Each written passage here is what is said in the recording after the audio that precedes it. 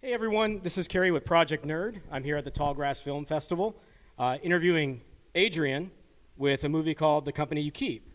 Yes. So you talked a little bit before. I want to make sure that we capture everything that we've spoken about off camera. So why don't you tell us a little bit about the movie that you actually brought here for everyone to see? Sure. The movie is about a 1984 shooting that happened in New York City. The shooter's name is Bernard Goetz, and he had shot 4 black teenagers who he claimed was trying to mug him. The 4 kids denied that. They were saying that they were just trying to panhandle. And it was a big case at the time in New York. Crime was really bad in New York City in the 80s. And it's about the shooting as told from one of the kids who was shot, who I had interviewed. So you say that, so the 4 children or 4 kids that were actually shot, did all 4 actually, did they stay alive or did they actually perish? So with the 4 kids, one was paralyzed from the shooting. He was paralyzed from the waist down. One of them ended up in jail soon after for rape, and he served a long time, 20 or 30 years in prison. One of the kids, he kind of disappeared. He didn't have any trouble with the law. And the one I interviewed, he had been in and out of jail. And at the time, he is currently serving some time for assault charge.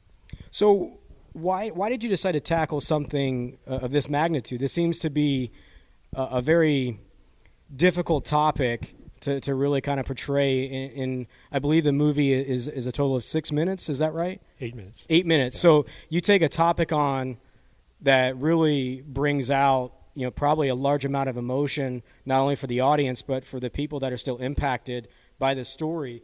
Why did you choose the one person to interview? So the shooter, Bernard Goetz, he had gotten a lot of airtime from the press. So he'd been given interviews for a long time. And this was a famous story that I had heard, since I was a kid. And I think recently, maybe a few years ago, with the Trayvon Martin shooting, right? Someone had interviewed him, and that just made me re-examine that case. And I found that no one had really talked to any of the 4 kids. So I set about looking for one of the 4 to talk to, and I found him. So I just thought it'd be interesting to get a different perspective on what happened and Absolutely. Talk to him. So with that, I'm actually, with hearing your story and hearing the topic that you chose, why the title The Company You Keep? Because Barry, which is the guy I interviewed, he basically said that some of the shooting might not have happened depending on the people that he decided to hang out with. Okay. These were his friends. They had spent time together in the neighborhood. But he admitted that, they were actually on the way to break into pinball machines somewhere downtown. So he said their intentions weren't entirely, good intentions right. that day. And they had been doing it for a while. And so in the movie, he talks about how, they were doing, not so great things. And there was always a possibility that when you're doing things like that, some bad things can happen. Absolutely. So does it seem like he took on some of the ownership of... Yeah, I mean, he understands that what he was doing was not a good thing. Right.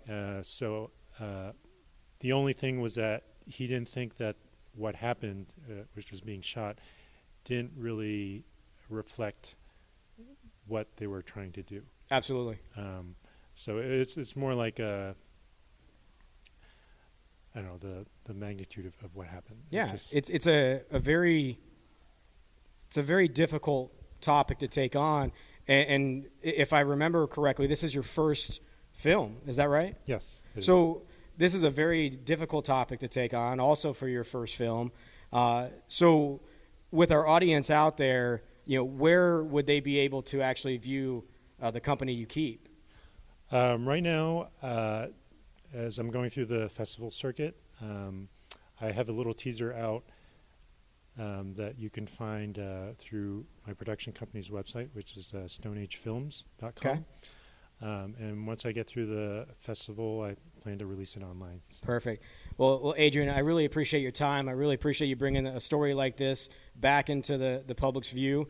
I wish you nothing but success, and hopefully our audience will check you out. Again, we'll put all your stuff out there and make sure that everybody gets a chance to view this particular film. Again, thank you so much for your time. No, thank you.